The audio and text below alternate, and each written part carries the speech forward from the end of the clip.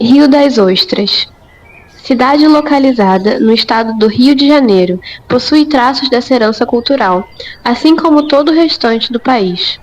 Os terreiros de candomblé e umbanda mantêm viva a conexão com os orixás e a espiritualidade ancestral, representando espaços de resistência cultural e de fortalecimento comunitário. Neste documentário, vamos apresentar brevemente a história do país e da cidade, para manter viva a história de tradição e resistência.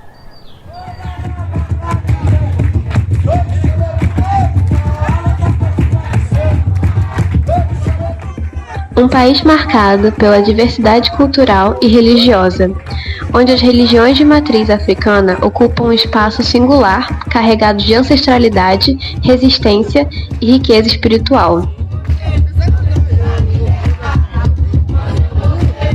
Rapaz chamado Mané Galopim. Ele era desobediente, ele batia na mãe, ele xingava a mãe. E aí ele andava todos os dias no rodeado de Kissamã, rodagem, todos os dias. Acontecia esse episódio. E quando ele chegava em casa, ele já pesado, bem pesado. Sua pateta já fez a boca, eu mesmo estou fazendo, ensinando, porque fica melhor. Você já fez a comida, sua pateta? Você já fez a comida? Não, mané. Olha lá, mané, como você fala comigo, hein? Seu namorado. Eu sou sua mãe. Tu me respeita, hein? Aí quando alguém respeitava, né, os mais velhos, ou se de repente um colega, ou xingava a mãe, o pai, olha a Mané Galopim! Olha a Mané Galopim! Você viu o Mané Galopim? Então ninguém queria ficar igual o Mané Galopim, né? E aí, era dessa forma que eles educavam seus filhos. E qual é o objetivo desses contos? Eu trabalho com as crianças aqui. Vocês respeitam os professores de vocês?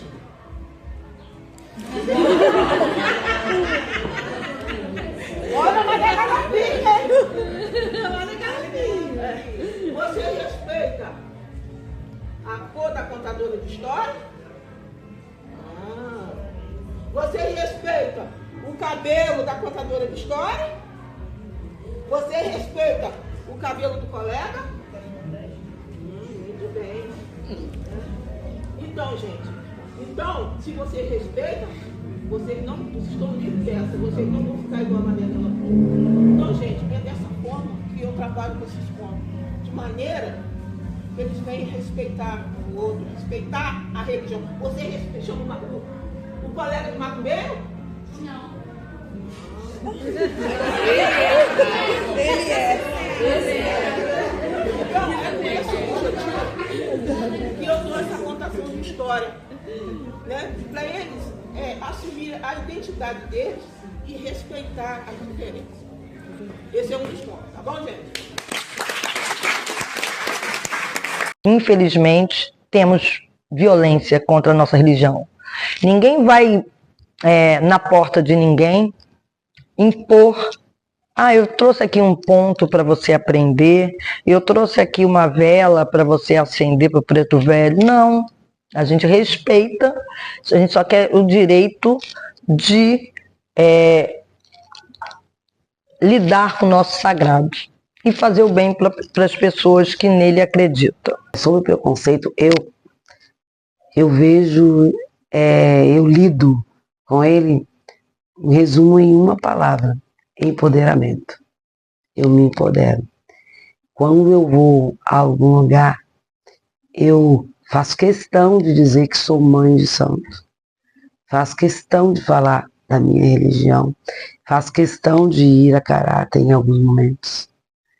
E quando eu, por exemplo, quando eu chego no Conselho Municipal da cidade de Rio das Ostras para assinar, que para muitos a gente não recebe, é um trabalho voluntário, mas para uma religião que é discriminada, que as pessoas muitas vezes se escondem por medo, por preconceito, e ter alguém que chega lá e assina como conselheira e faz uma fala no meio de muitos que a discriminam, dizendo: eu sou mãe de santo, eu estou me empoderando daquilo.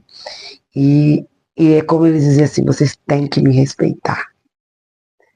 E é isso que eu faço todos os dias, quando eu ando no meio daqueles que querem me subjugar. A gente precisa ter em mente, ter isso estabelecido, que a gente vive em uma sociedade racista. Não é Rio das Ostras que é racista, o Brasil é racista. E é um racismo estrutural. Significa dizer que a estrutura do país é racista e que existem várias formas de representar o racismo, dentre eles o racismo religioso. Eu confesso que eu não gosto muito do termo intolerância religiosa, porque eu acho que ele ameniza, né, ele suaviza uma questão. Para mim é racismo religioso, é dessa forma que eu chamo. Intolerância parece que é algo, eu sou intolerante, né, intolerante à lactose. Não, é um racismo, o nome disso é racismo. Eu acho que é bom a gente dar os nomes certinhos e reafirmar o que é. Aqui em Rio das Ostras, por exemplo, a gente não sabe quantos terreiros existem, quantos barracões, quantas casas, porque, infelizmente, precisamos nos esconder. Né? Não há um dado concreto de quantas casas de religiões de matriz afro existem em Rio das Ostras, porque elas são escondidas da perseguição, dos ataques que nós sofremos. Aliás, nós não sabemos nem quantos filhos de santo, quantas pessoas se autodeclaram ou umbandistas ou candomblecistas, porque muitas vezes se dizem espíritas. Né? E por que se falam assim? Por que se dizem espíritas? Por medo. Uma das coisas que eu quero estudar, né, e me aprofundar, é a questão do relacionamento do negro com o negro, né? Porque teve todo um trabalho de colocar o negro contra o negro. E aí isso vem geneticamente de lá para cá. Então, eles fazem o quê? Vão botar, eles vão brigar, né? Houve até de uma fala, que eu não me recordo o nome, do branco, claro, que fez: faça isso, deixe eles brigando durante um ano, que você vai ver, eles nunca mais vão ser diferentes e vão passar de geração em geração. Então isso foi construído lá atrás, porque nós somos fortes. Nós não precisamos buscar força. Nós somos fortes. Nós temos que entender que somos fortes. E nós só somos fortes, só conseguimos essa força quando nos unimos. Então, qual é o trabalho do sistema? É não deixar a gente se unir. É não deixar a gente ser inteligente. É não deixar a gente ter saúde. É não deixar a gente estudar. Porque imagina um negro saudável, inteligente e aquilombado. O que vai acontecer? Ele vai tomar tudo, né? E que nós somos a maioria. Mas a gente faz o quê? A gente faz justamente o contrário. No lugar de a gente, quando vê um negro que ele está lutando pela causa e que ele está se destacando, vamos lá incentivar esse negro, porque ele vai e ele leva outros com ele. Não, vamos lá derrubar porque ele está se destacando mais do que eu. E é isso que o sistema quer. Ele fica olhando, ele não fez nada. Quem fez o trabalho todo fomos nós mesmos. Então acorda, preto. O que eu vejo é que não existe, e deveria existir, seria muito bom que existisse, uma unificação, uma associação, um empenho, que os terreiros se ajudassem e pudessem ser mais fortalecidos. O que a gente faz a partir disso? Né? A gente entende, né, o grupo que eu faço parte, o meu partido, o movimento qual eu estou organizado, que seria importante que em Rio das Ostras tivesse, por exemplo, uma Secretaria de Direitos Humanos, como já existe em outros lugares. Não é uma invenção, uma coisa da nossa cabeça, já existe isso em outros lugares, que seria possível, não oneraria tanto assim as contas públicas. Dentro dessa Secretaria de Direitos Humanos, poderíamos ter uma subsecretaria de Igualdade Racial, para a partir disso agirmos com essas questões. né, para a gente poder mapear os terreiros, mapear as casas, oferecer subsídio, apoio, isso dentro da lógica governamental, né, dentro da lógica da prefeitura. Então, a partir do momento que você começa a assumir individualmente, gradativamente, você vai assumindo coletivamente e você vai expandindo para fora do seu terreiro, entende? Se os terreiros fizessem, primeiro encontro de terreiros aqui em Rio das Ostras, vamos fazer um encontro de pontos, como já houve em Macaé, mas as pessoas precisam se unir para isso. De repente fazer Rio das Ostras com Macaé, por que não? É de uma mesma região.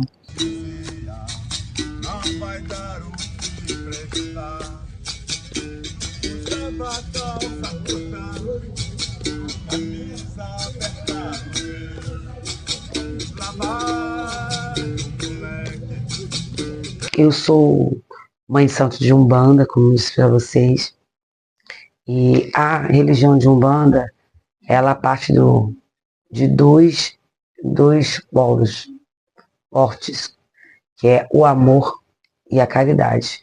Foi quando eu falei para vocês que eu fui procurar, que eu tinha que estudar as religiões de matriz africana, e quando eu me encontrei com a Umbanda, falando de como a gente deve amar o nosso próximo e como ela faz isso e prestar a caridade, eu me encontrei. Porque muitos por aí falam que amam o próximo, mas não fazem nada pelo próximo. Que prestam caridade, mas dão com uma mão e cobram com a outra.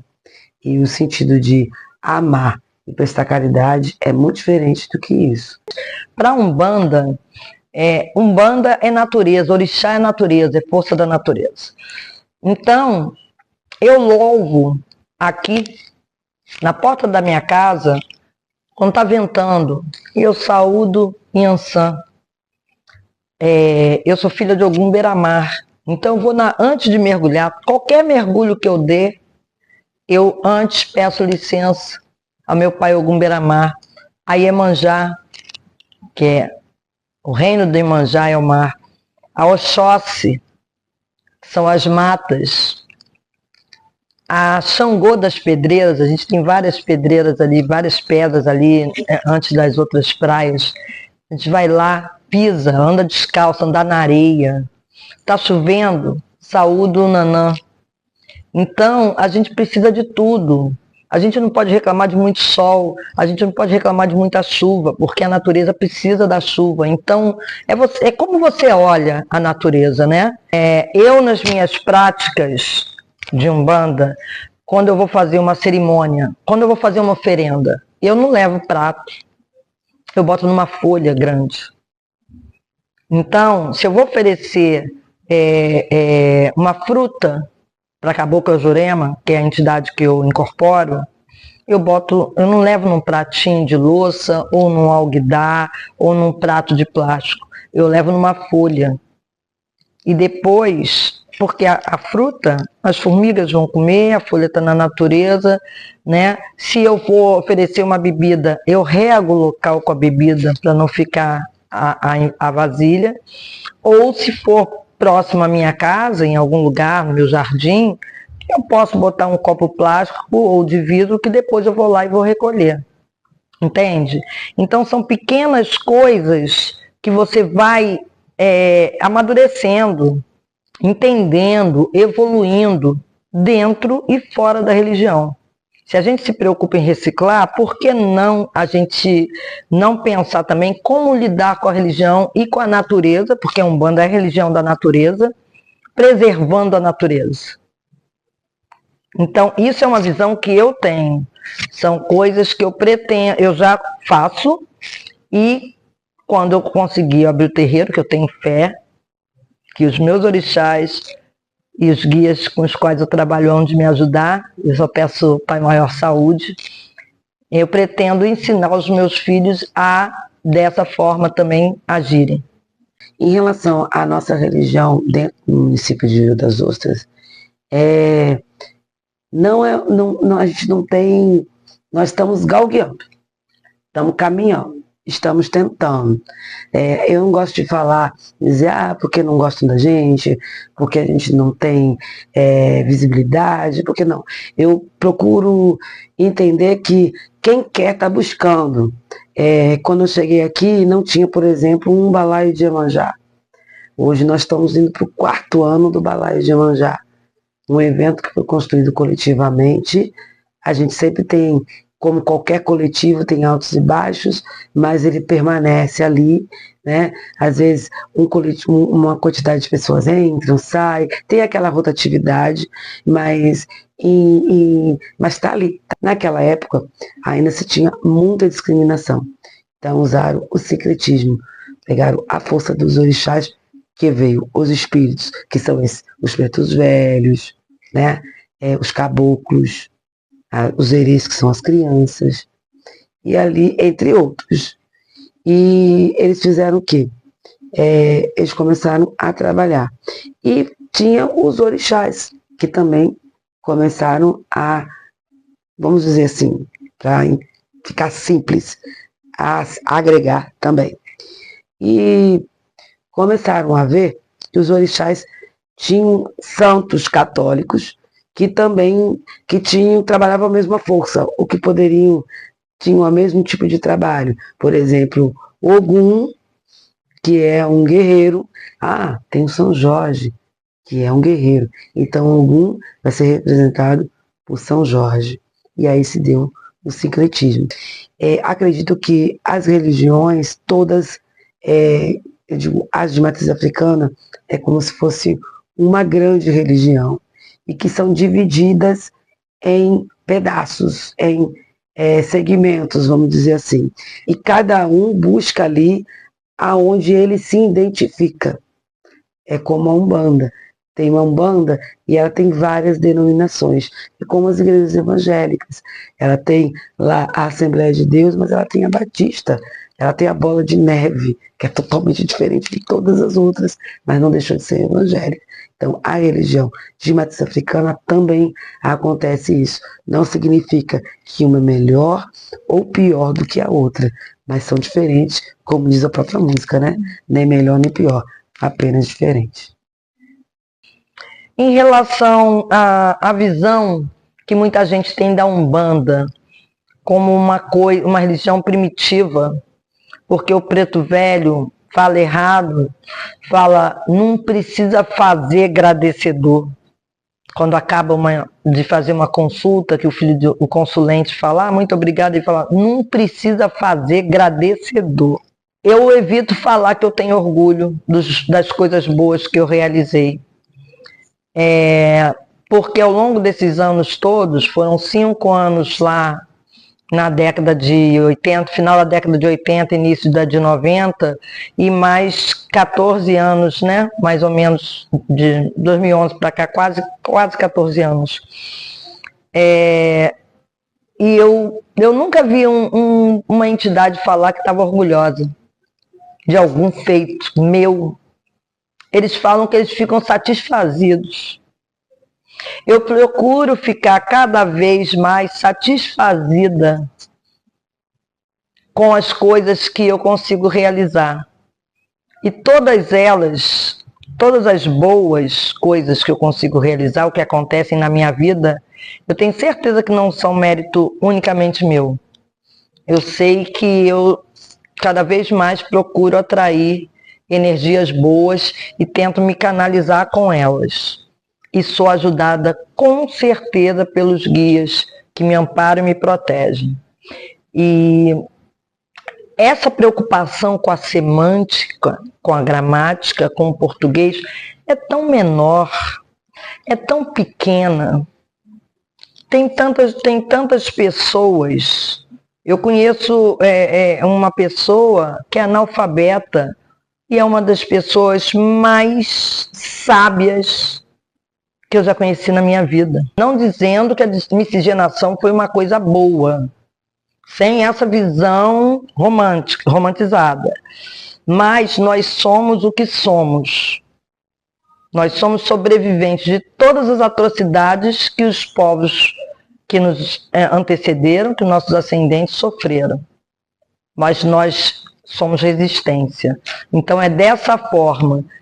Se me rejeitarem e me discriminarem, seja no âmbito profissional, seja no âmbito pessoal, porque eu sou um bandista, mais um bandista eu direi que sou.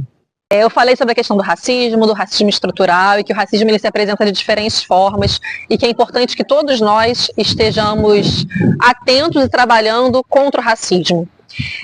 Mas eu queria destacar, enfatizar uma coisa que eu não falei anteriormente, que é o papel dos brancos, que é a branquitude. A branquitude também tem um local de destaque nesse momento, não tem um lugar de fala, né, que são coisas diferentes. Negros e negras têm um lugar de fala porque a dor é deles. Né, numa revista policial são eles que sofrem, o racismo diário, né, são eles que sofrem. Mas os brancos, eles também têm um local importante dentro dessa estrutura racista, que é um local de privilégio.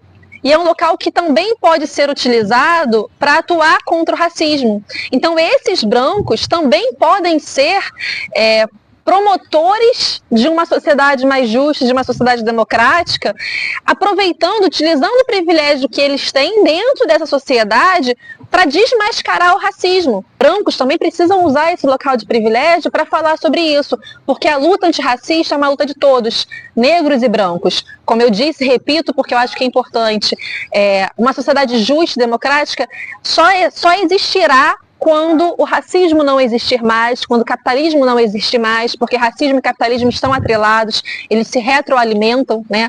O capitalismo precisa do racismo e por isso ele se retroalimenta, porque cada vez mais fortalece o racismo. Então, lutar contra o racismo e lutar contra o capitalismo é uma luta de todos, e todas, e todes.